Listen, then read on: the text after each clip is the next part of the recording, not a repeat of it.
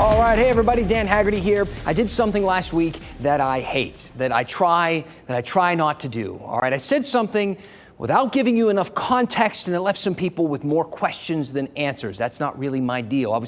I was wrapping up a segment about the president's new Safer America plan. That's that plan where he wants to spend billions of dollars across the country to hire about 100,000 new police officers in cities like Durham and Raleigh and pretty much everywhere else that has seen rising crime and has struggled to hire cops. Then I said the thing that I wish I would have said better, surrounding a decades-old controversy addressed in the bill to end the crack powder disparity, which has been a long viewed as a racist policy that enforces stricter penalties for crack, which I said was more prevalent in black communities, than powder, which I said was more prevalent with whites. Some people went, huh? When I said that? And I got a couple of emails, like this one from Joseph. Dan, who says powder cocaine is the cocaine of choice by white folks, while crack cocaine is the cocaine of choice by black folks? Is there some study you can point the public to that makes up your statement on cocaine preference by race? To which I responded in part, I probably spoke too loosely. The topic is certainly more complicated than race alone. At this point, I think Joseph knew he had me on the ropes a little bit. He said, maybe you could acknowledge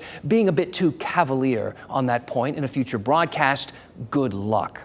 First, thank you, Joseph. I appreciate someone who cares about the things we say and how we say them. So let's go in depth on this entire issue.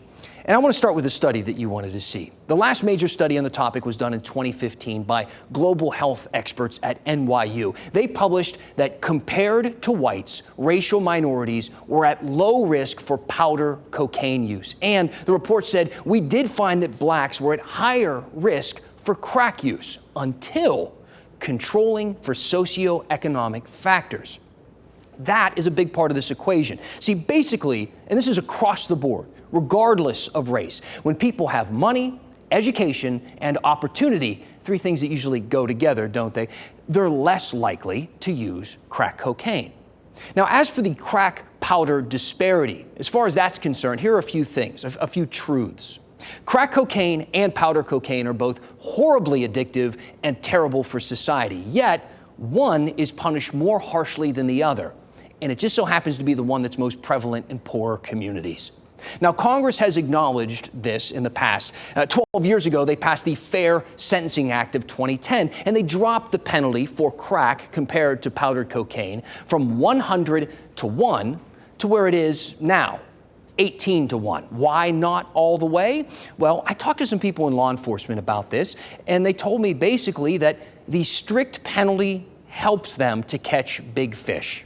They arrest a small-time dealer, they then threaten them with this huge punishment, and he's more likely to name names for a lesser sentence. It helps them to negotiate. Police love leverage in these situations, crack or otherwise, and with crack arrests, they have big-time leverage. That said, it is a disparity, and progressive policymakers think it's a clear example of punishing poor people more harshly. But let's go back to Joseph's email for just a second, because it was specifically about race. So let's look at crack and race and this crack powder disparity and consider something really quickly.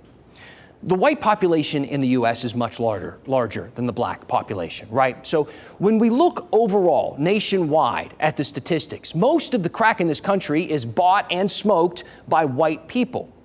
There's not a lot of current studies published on this, but in this one from 2003 from the federal government, black people made up just 15% of regular users of crack cocaine. Yet, if you look at the federal sentencing data from 2020, 2 years ago, 77% of people sentenced for trafficking crack were black. 77%. Just 6% were white.